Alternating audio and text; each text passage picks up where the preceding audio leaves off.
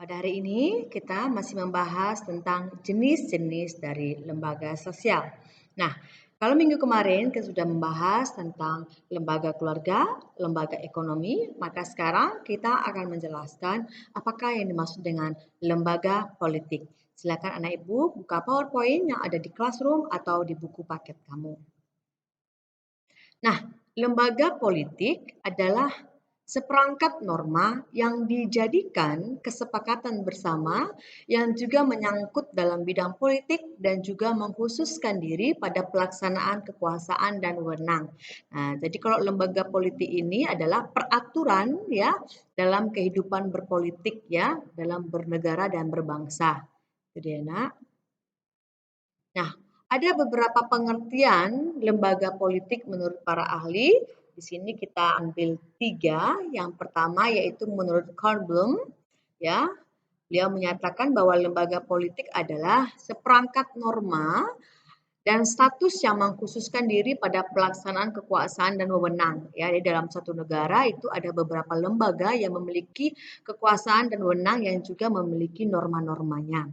Nah, yang kedua menurut Kamanto Sunarto, beliau menyatakan bahwa lembaga politik itu merupakan suatu badan yang mengkhususkan diri pada pelaksanaan kekuasaan dan wewenang. Nah, oleh sebab itu lembaga politik itu melingkupi eksekutif, legislatif, yudikatif, keamanan dan pertahanan nasional, serta partai politik. Nah, itu adalah bagian contoh-contoh dari lembaga politik yang ada.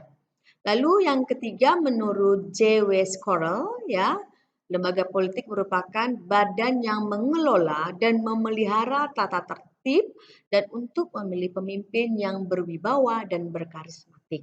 Nah, itu adalah beberapa pengertian menurut para ahli mengenai pengertian dari lembaga politik. Nah, bentuk-bentuk lembaga politik itu dibagi menjadi 3 menurut Rias Politika ya. Yang pertama itu adalah eksekutif, yaitu pemegang kekuasaan eksekutif itu adalah pemerintah yang bertugas menyelenggarakan kehidupan negara. Nah, contohnya adalah presiden dan wakil presiden. Sedangkan yudikatif yaitu pemegang kekuasaan dalam bidang hukum seperti Mahkamah Agung, Pengadilan Tinggi, Pengadilan Negeri. Nah, itu dia termasuk yudikatif. Ini dia ya, Mahkamah Konstitusi, Mahkamah Agung atau yudisial. Lalu yang ketiga adalah legislatif yang bertugas membuat produk-produk hukum atau perundang-undangan itu seperti DPR, MPR, dan DPD. Ya, ini adalah bentuk-bentuk dari lembaga politik eksekutif, yudikatif, dan legislatif. Next, kita akan berbicara mengenai ciri-ciri lembaga politik ya. Jadi ada beberapa ciri-ciri dari lembaga politik. Yang pertama, yaitu berada dalam suatu kawasan yang ditempati dan dipunyai oleh suatu kelompok masyarakat dalam waktu tertentu. 2, diperoleh perkumpulan politik yang terbentuk dengan sistem tertentu atau kita kenal dengan pemerintahan. Ya, kalau kita pemerintahan kita ya demokrasi ya, itu dia. Lalu yang ketiga adalah setiap seseorang sebagai penduduk di kawasan tersebut diberikan tanggung jawab untuk menjalankan tugas-tugas pemerintahan baik dengan anjuran maupun paksaan. Jadi kita sebagai warga negara kita harus patuh terhadap hukum yang berlaku dalam satu kekuasaan negara. Contoh di Indonesia ya kita memiliki hak dan tanggung jawab dan kewajiban sebagai warga negara. Lalu yang keempat, yaitu lembaga politik mempunyai hak dan kewajiban yang berlaku hanya dalam batas kawasan mereka saja dan tidak berlaku di negara maupun dan kawasan lain. Nah, jadi peraturan-peraturan yang ada dalam satu lembaga negara itu hanya berlaku dalam negara Indonesia saja misalnya. Tidak bisa kita pakai peraturan negara kita misalnya kalau kita ke negara lain. Itu nggak bisa ya. Masing-masing negara itu berdaulat atas negaranya. Nah, fungsi lembaga politik. Coba lihat buku kamu yang ada di classroom ya. Yang pertama adalah membentuk norma-norma kenegaraan yang berbentuk undang-undang yang disusun oleh legislatif ya, tadi DPR, MPR tadi. Jadi membentuk undang-undang.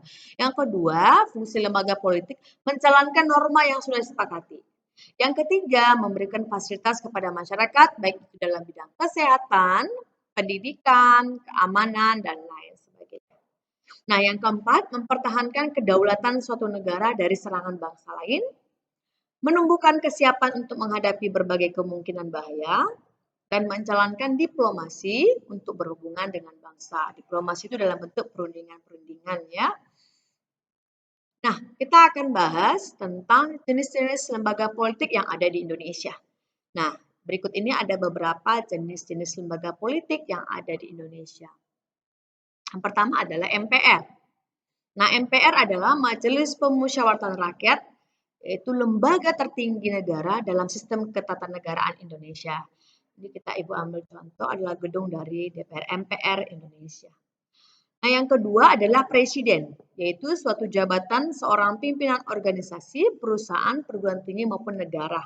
Nah, kalau dalam lembaga politik kita, presiden itu adalah pemimpin tertinggi satu negara. Contoh yaitu Bapak Insinyur Joko Widodo, atau kita kenal dengan Pak Jokowi.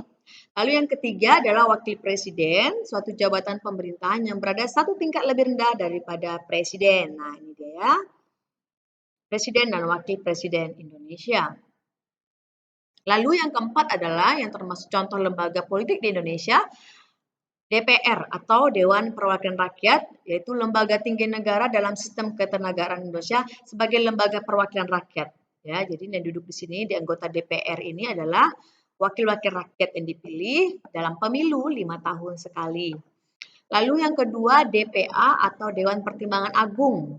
Nah, DPA ini adalah lembaga tinggi negara Indonesia menurut Undang-Undang Dasar 1945 sebelum diamandemen yang berfungsi sebagai pemberi masukan maupun pertimbangan kepada presiden. Ya. Lalu yang keenam, contohnya adalah BPK atau Badan Pemeriksaan Keuangan. Nah, ya. Jadi sistem ketatanegaraan di Indonesia yang bertanggung jawab untuk memeriksa pengaturan dan tanggung jawab keuangan negara. Lalu yang ketujuh, MA atau Mahkamah Agung. Ya, Ibu hanya mengambil contoh simbol-simbolnya. Nah, Mahkamah Agung adalah lembaga tinggi negara dalam sistem ketatanegaraan Indonesia. Jadi pejabat kekuasaan kehakiman bersama-sama dengan Mahkamah Konstitusi atau MK dan bebas dari pengaruh cabang-cabang kekuasaan lainnya. Jadi mereka ini mandiri ya. Nah, anak ibu, demikianlah materi kita mengenai tentang lembaga politik. Nah, ibu harap kamu dapat memahaminya dan kamu bisa lagi membaca bahan-bahan yang ada di Classroom atau dari buku paket. Silakan dilihat di Classroom, itu ada tugas untuk kalian. Nah, terima kasih untuk anak ibu yang sudah merespon tugas-tugas sebelumnya. Nah, sekali lagi ibu ingatkan, segera kerjakan dan kumpulkan tugas-tugas ya yang belum kamu kirim di GC setelah PTS pertama ya. Nah, salam sehat untuk anak ibu semuanya.